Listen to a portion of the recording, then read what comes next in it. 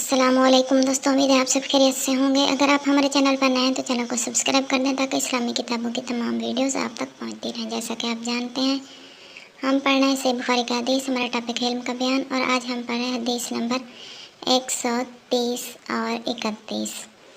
بسم اللہ الرحمن الرحیم۔ اس بیان میں کہ حصول علم میں شرمانا مناسب نہیں ہے۔ مجاہد کہتے ہیں کہ متکبر اور شرمانے والا آدمی علم حاصل نہیں کر سکتا۔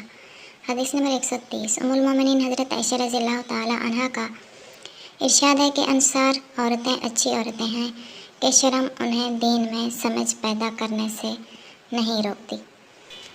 امیر معاویہ نے خبر دی، ان سے ہشام نے اپنے باپ کے واسطے سے بیان کیا، انہوں نے زینب بنت ام سلمہ کے واسطے سے نقل کیا۔ وہ والدہ ام المومنین حضرت ام سلمہ رضی اللہ عنہ سے روایت کرتی ہیں کہ ام سلیم ایک عورت رسول کریم صلی اللہ علیہ وسلم کی خدمت میں اقدس میں حاضر ہوئیں اور عرض کیا کہ یا رسول اللہ صلی اللہ علیہ وسلم، اللہ تعالیٰ حق بات بیان کرنے سے نہیں شرماتا، اس لیے میں پوچھتی ہوں کہ کیا احتلام سے عورت پر بھی غسل ضروری ہے؟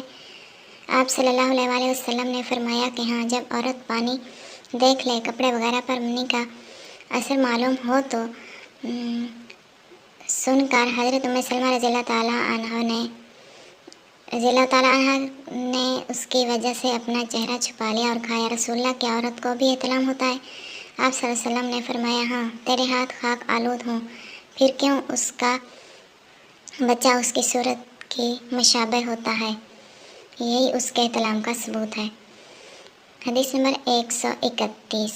بیان کیا، ان سے مالک نے عبداللہ بن دینار کے واسطے سے بیان کیا، وہ عبداللہ بن عمر سے روایت کرتے ہیں کہ رسول اللہ صلی اللہ علیہ وسلم ایک مرتبہ فرمایا کہ درختوں میں سے ایک درخت ایسا ہے جس کے پتے کبھی نہیں جھڑتے اور اس کی مثال مسلمان جیسی ہے، مجھے بتلاؤ کہ وہ کیا درخت ہے؟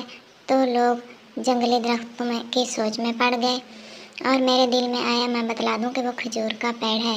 عبداللہ کہتے ہیں کہ پھر مجھے شرم آ گئی، میں چپ ہی رہا، تب لوگوں نے عرض کیا، یا رسول اللہ، آپ خود ہی اس کے بارے میں بتلائیے۔ آپ صلی اللہ علیہ وسلم نے فرمایا، وہ کھجور ہے۔ عبداللہ کہتے ہیں کہ میرے جی میں جو بات تھی وہ اپنے والد عمر رضی اللہ تعالیٰ عنہ کو بتلائی۔ وہ کہنے لگے کہ اگر تو اس وقت کہہ دیتا تو میرے لیے ایسے قیمتی سرمایہ سے زیادہ محبوب ہوتا۔